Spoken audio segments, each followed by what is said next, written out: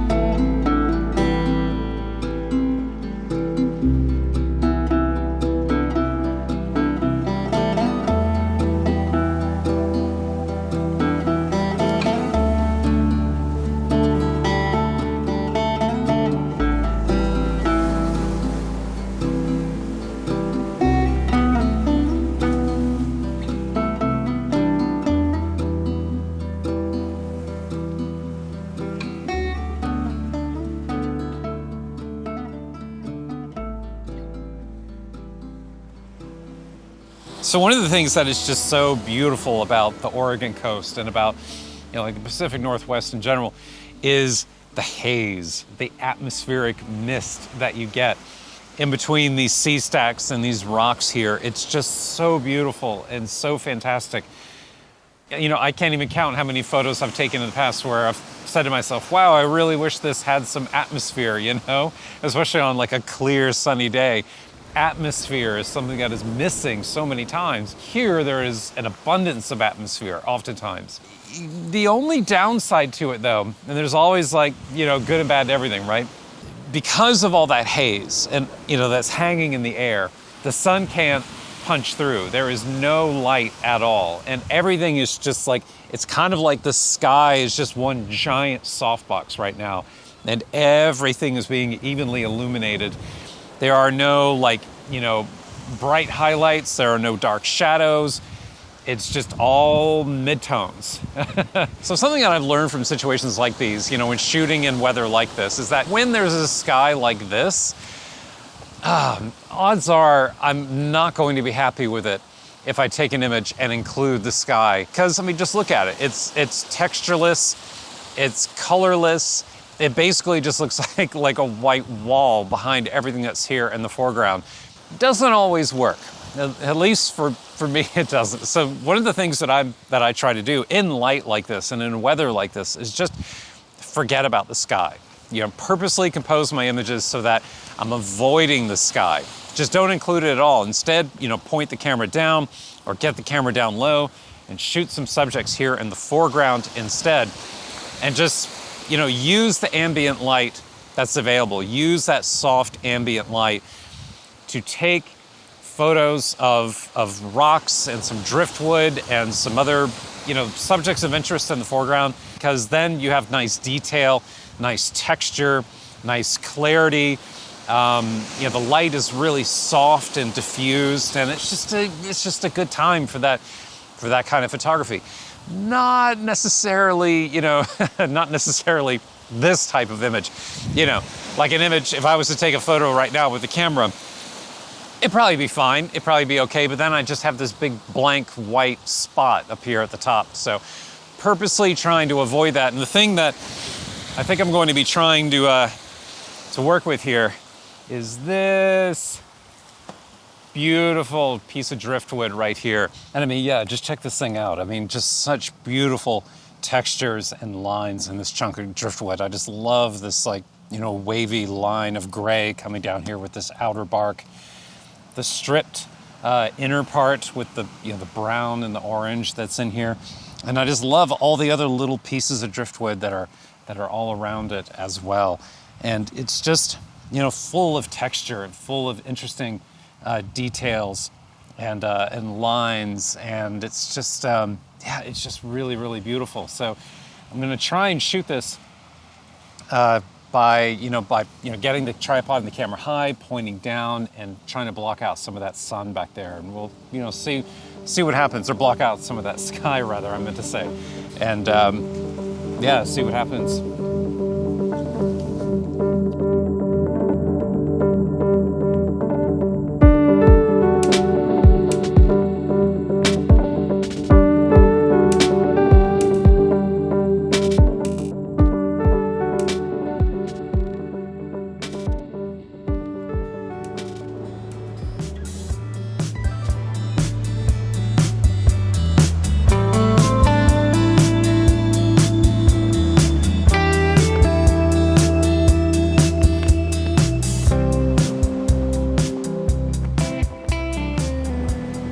And then on the other side of the coin, we have days like this, right?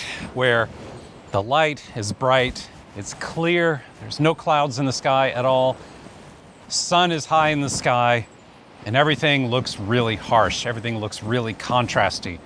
Deep blacks, bright highlights. So so how do you handle a situation like this? Well, you pack up your stuff, you leave, and you come back later.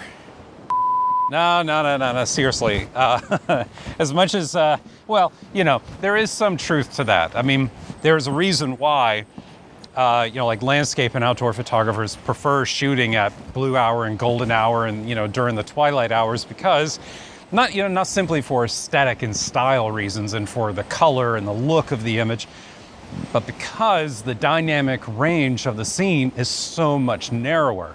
When you're working in lower light, dimmer light at the beginning and the end of the day, there are fewer tonal values in your image. More of the tonal range of the environment fits within the dynamic range of the camera sensor.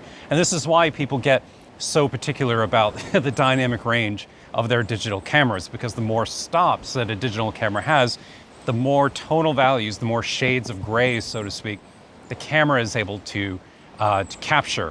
On days like this, when it's super bright, with bright highlights and deep dark shadows, this has greater dynamic range than what, you know, even a camera like this. You know, this is a Fuji GFX 100S Mark II digital medium format camera. It's got like 15 stops of dynamic range when shooting at ISO 80, and that's great.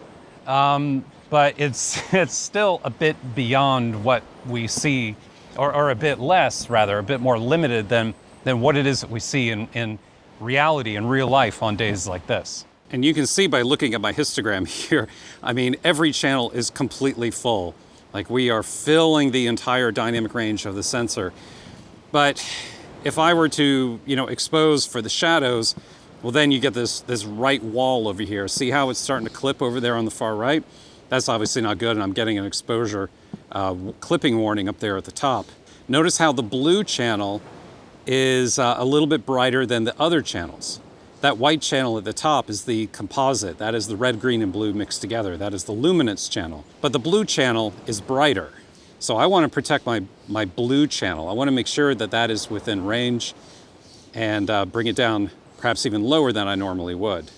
The thing that's most important in a situation like this when working with a digital camera is protecting your whites and your highlights, because when those are blown, you know, they're irrecoverable. You can't bring them back. The same is true for, you know, the darkest darks, for the black, you know, the blackest pixels in your image too. You can certainly clip those too. But on a preference scale, if you had to pick one or the other, which you have to do when the dynamic range, you know, of the environment exceeds what the camera can do, well, in my opinion, it's better to prioritize your highlights, because the brightest areas of your image are what, you know, the viewer is going to be paying attention to.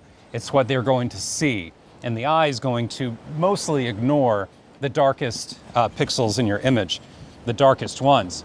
You can pretty much let, you know, your shadows and your blacks be dark, you know, as long as you are protecting those highlights.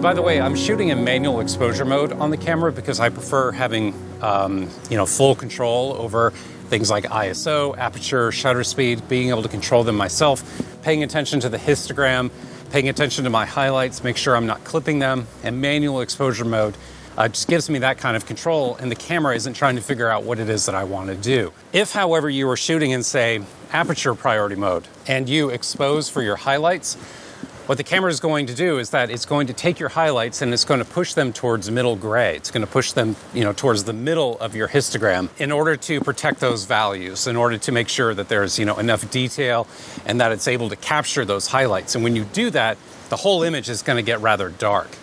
So in situations like that, when you expose for the highlights and it pushes those highlights down to middle gray, you generally want to use exposure compensation and bump it up by like a stop or two.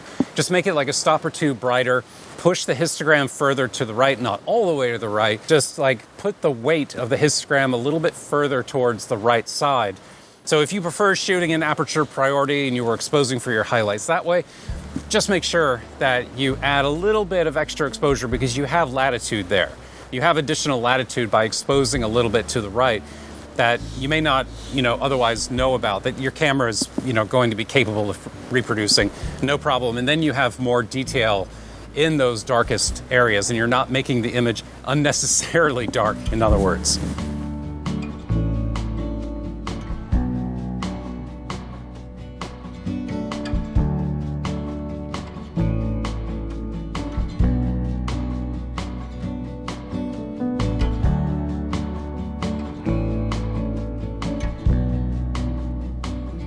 Remember back in the day when we had mobile social networks where we could upload our photography and people would actually see our images before the modern age of sorting algorithms, advertisements, reels, stories? Well, with Glass, there's none of that. I've been using Glass for the past couple of years to upload my images and share them with other people because I love their interface. I like how clean and simple it is. There's no text, no ads, no fluff, no videos getting in the way or anything you don't want to see.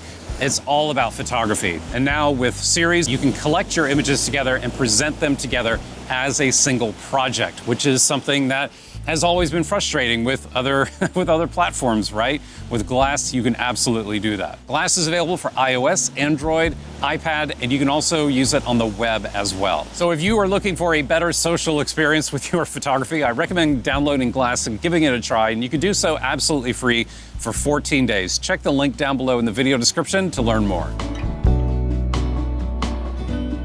So yeah, shooting on, bright, sunny days like this is not my cup of tea. I think people, oftentimes assume that, oh, it's beautiful, it's sunny, it's fantastic. This must be beautiful weather for photography. And it's like, well, no, it's actually kind of the opposite. This is nice weather to be like, I don't know, like not doing photography, to be like, hanging out with friends and to be going out, doing things with your family and enjoying a place like this and not, beating yourself over the head trying to get a great image on a bright, sunny afternoon.